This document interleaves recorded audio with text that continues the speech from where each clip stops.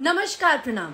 मैं आप सबकी अपनी यामिनी सिंह आ रही हूँ 22 मई 2023 को एनर्जी पार्क राजवंशी नगर पटना में डीवीआर यूनिक कंपनी की दूसरी वर्षगांठ पर।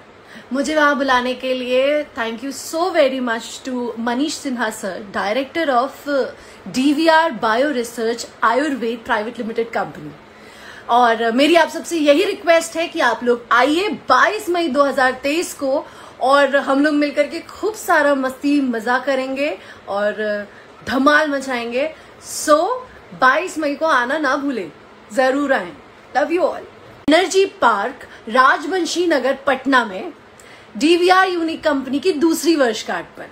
मुझे वहां बुलाने के लिए thank you so very much to Manish Sinha sir, director of DVR bio research Ayurveda private limited company.